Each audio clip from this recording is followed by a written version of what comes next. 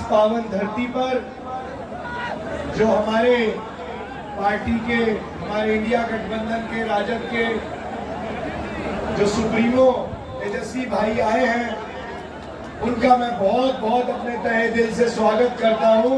मगर उसमें एक चीज आपको मैं बताना चाहूंगा कि तेजस्वी भैया की रीढ़ की हड्डी में बहुत जोर से कुछ दिक्कत हुई है और उनकी टांग में भी चोट लगी है।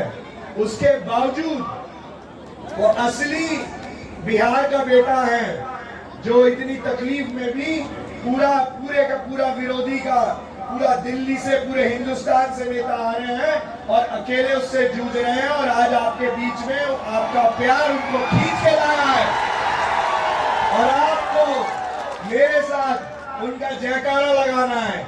तेजस्वी यादव, वो पीछे वाली मेरी माताएं, बहनें और जो दरवाजे के बाहर की दीवार के बाहर जो बैठे हैं, आपके प्रिय नहीं है क्या तेजस्वी भाई? पीछे वालों की जोर से आवाज ना आनी चाहिए। बोलिए तेजस्वी यादव, तेजस्वी यादव, आरजेडी, इंडिया महागठबंधन, लालू यादव। बहुत बहुत धन्यवाद आप सबका ये प्रेम दिखाने के लिए। आज मैं हमारे मंच पे विराजमान मुकेश सहनी जी, संजय यादव जी, हमारे एमएलसी सौरभ जी, हमारी पार्टी के यहाँ लोकप्रिय विधायक गुप्ता जी, हमारे सारा सुसज्जित मंच, अगर किसी का नाम मेरे से गलती से रह गया हो तो क्षमा चाहूंगा।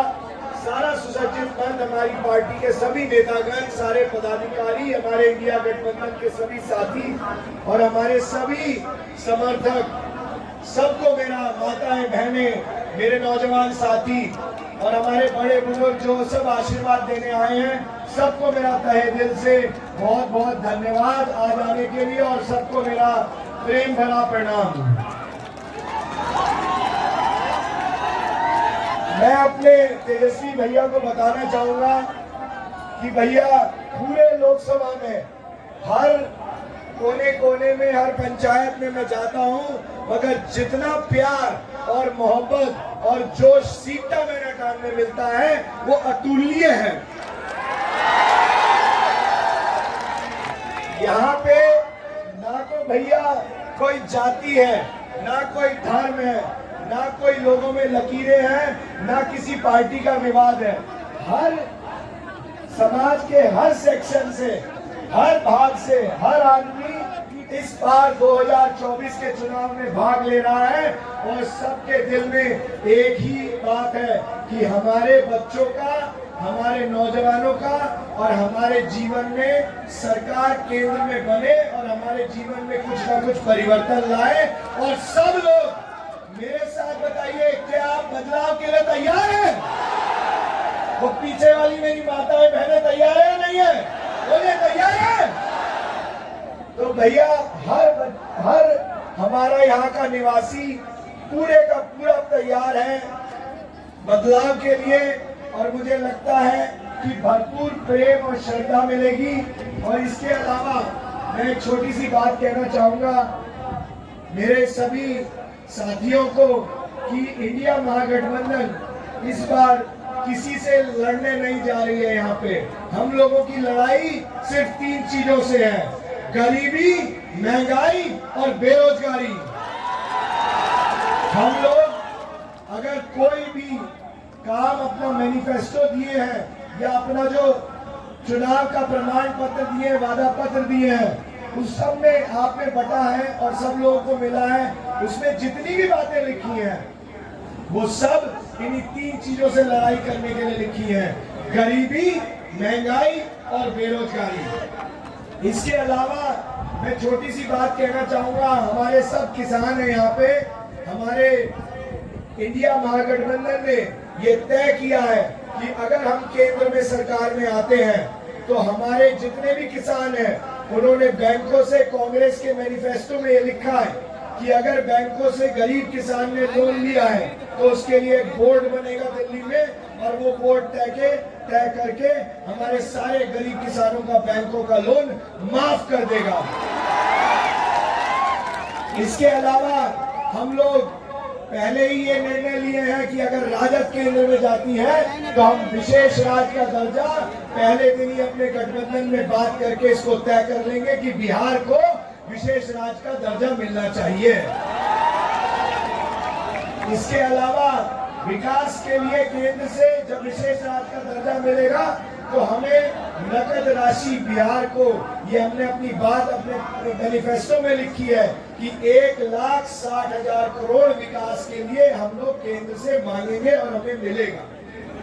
बाकी ज्यादा बातें हमारे भैया बताएंगे, बहुत सारी बातें जो हमने तय करी है, क्या क्या हमने निर्णय लिया है।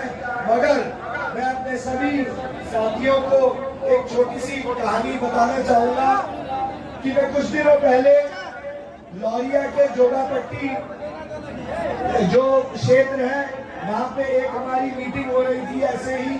तो मीटिंग में हमारे एक कोई बड़े कार्यकर्ता है पार्टी के, उन्होंने मेरे से एक बात बोली, कोई मिश्रा जी हैं, उन्होंने बोला कि भैया हम आपको भरपूर समर्थन देंगे, आपके लिए काम करेंगे, आपके लिए वोट भी मांगेंगे और हो सकता है जनता का आशीर्वाद मिले तो आपको दिल्ली भी भेजे, मगर भैया मेरी एक बात सुन लीजिए, मेरा एक काम कर देना। तो आप ध्यान से सुनना, उन्होंने मेरे से क्या मांगा। उन्होंने बोला कि भैया मैं जब भी पिछले 5 साल से मोबाइल पे या टीवी पे या कहीं भी इंटरनेट पे अपने पार्लियामेंट की न्यूज देखता हूँ तो मुझे आज तक 5 साल में आज हमारे निवर्तमान जो सांसद हैं उनकी तस्वीर नहीं दिखी। उन्होंने बोला भैया मुझे कई पार्लियामेंट में आज तक 5 साल में बोलते नहीं दिखे, मेरे को कोई आज तक और दिल्ली जाने को मिला तो जितने भी पार्लियामेंट के सेशन होंगे दिल्ली में उसमें आपका ये बेटा हर बार कोई ना कोई ज्वलंत मुद्दा, चाहे वो